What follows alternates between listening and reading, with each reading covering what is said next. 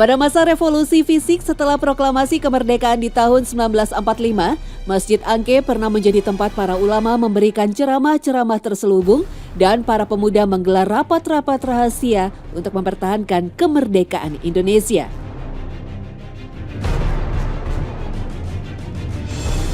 Masjid Angke atau yang kini dikenal dengan Masjid Jami Al-Anwar ini termasuk masjid tertua di Jakarta.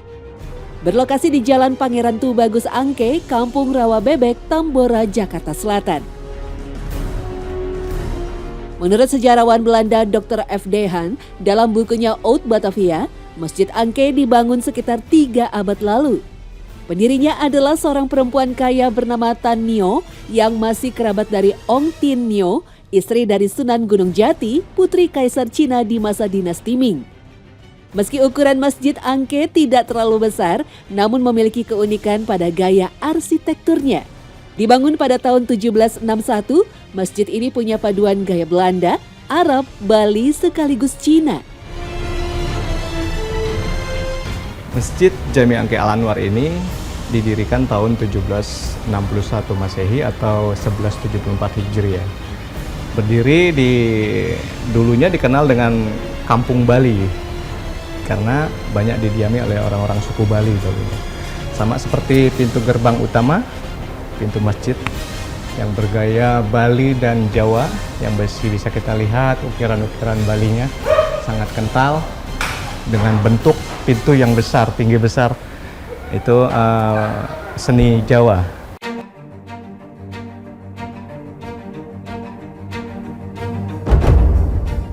Masjid Jami Angke terdiri dari 2 lantai, namun untuk aktivitas beribadah, semuanya dipusatkan di lantai bawah. Dahulu, lantai 2 pada masjid berfungsi sebagai tempat mengintai pasukan Belanda yang sewaktu-waktu bisa menyerbu masjid. Posisinya terbilang strategis karena tidak terlihat dari luar.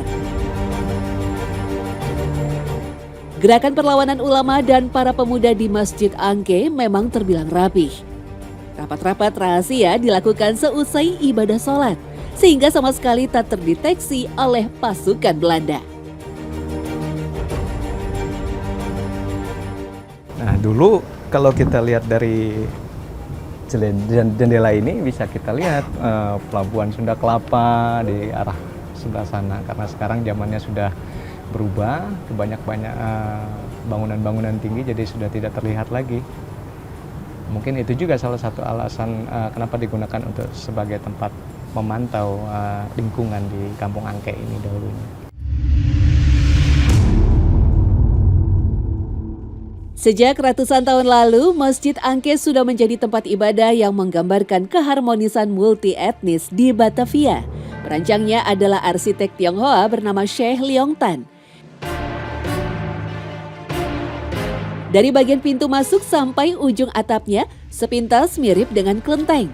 Sementara desain atap tumpang susun Masjid Angke mirip dengan Masjid Demak yang ada di Jawa Tengah.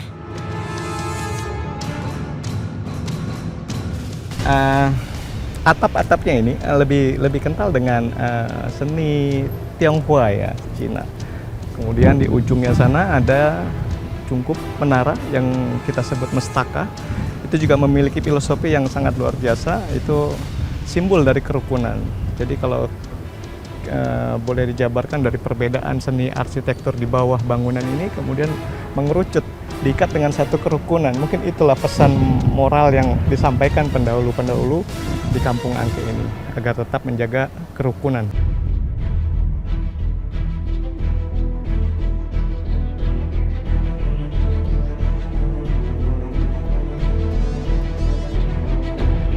Bentuk gapura di sebelah utara dan selatan masjid terinspirasi dari bangunan kuno di Banten dan Cirebon. Nuansa Bali begitu terasa pada bentuk ujung atap yang mirip rumah Bali. Pada bagian mihrab tergambar jelas perpaduan berbagai gaya arsitekturnya. Sementara jendela masjid terpengaruh arsitektur Belanda. Adapun jumlah jeruji di jendela bagian utara dan selatan menyimbolkan jumlah Wali Songo. Sedangkan jeruji jendela bagian barat berjumlah 20 mengisyaratkan sifat-sifat Allah.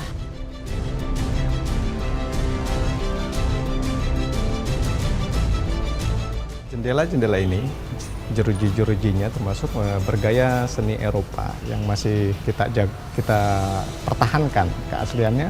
Makanya di sini pun kayu-kayu besarnya masih bisa dilihat, ada yang sudah bolong, itu menandakan usia kayunya memang sudah benar-benar tua.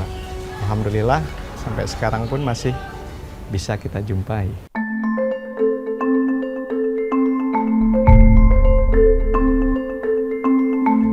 Di sekitar Masjid Angke terdapat 2 kelompok makam yang dikeramatkan, tepatnya di bagian depan masjid dan bagian belakang. Arsitek Masjid Angke dimakamkan di belakang masjid.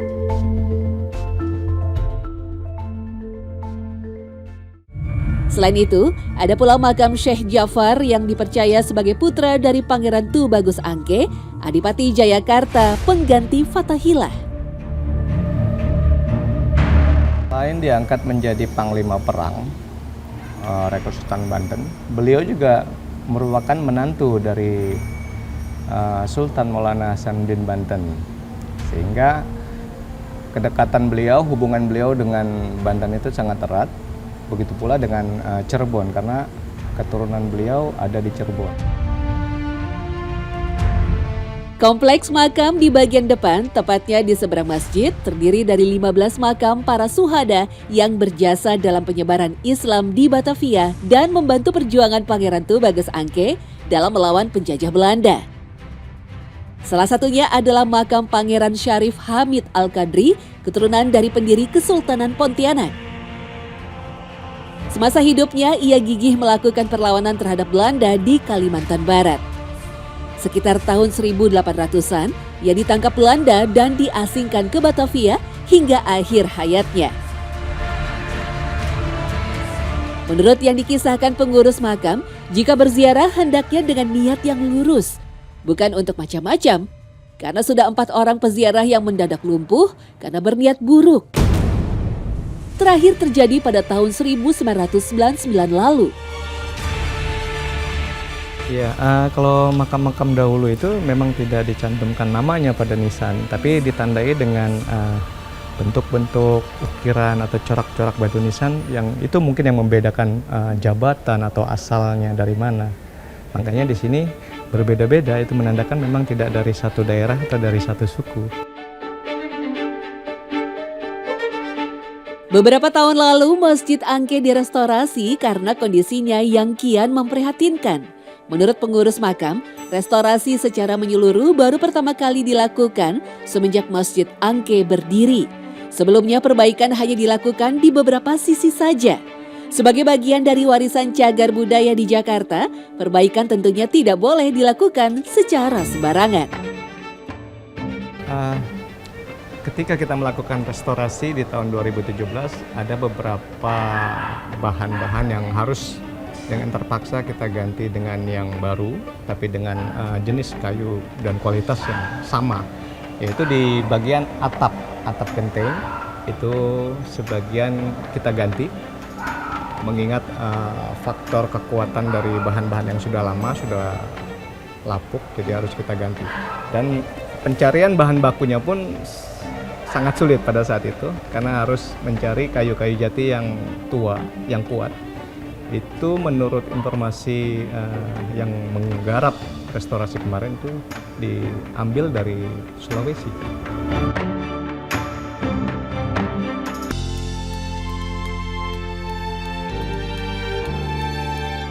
Keberadaan kompleks makam dan Masjid Angke yang penuh sejarah tentunya menjadi warisan berharga warga Jakarta. Masjid yang sedari dulu menjadi pusat penyebaran Islam di Batavia, sekaligus tempat berkumpulnya para pejuang ini, bahkan tercatat pernah digunakan Sultan Bone, Arung Palaka, untuk melatih pasukannya. Kini, Masjid Angke telah menjadi bagian dari cagar budaya yang dilindungi undang-undang. Meski telah berumur ratusan tahun, Masjid Angke sama sekali tak kehilangan denyutnya. Apalagi memasuki bulan Ramadan, Masjid Angke menjadi kian ramai oleh para jamaah. Alhamdulillah untuk kegiatan hari-hari tetap kita Majelis Taklim masih berjalan hari Sabtu, kemudian hari Minggu, kemudian hari Kamis malam Jumat setiap minggu. Kemudian untuk puasa ini insya Allah kegiatan agar ditingkatkan untuk tadarus Al-Quran bagi para remaja sampai berkali-kali hatam. Menjelang maghrib kita buka puasa bersama, ada tahjil semuanya dari jamaah Al-Anwar dan sekitarnya dan para musafir yang mampir kebetulan. Kemudian sholat tarawih kita isi dengan, untuk tahun ini hanya 10 penceramah karena terkait dengan masih kondisi belum 100% normal.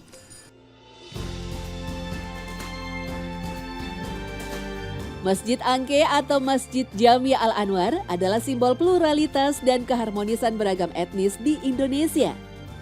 Salah satu masjid tertua di kota Jakarta ini adalah saksi sejarah perjuangan anak bangsa dalam mengobarkan perlawanan terhadap kaum penjajah demi kemerdekaan.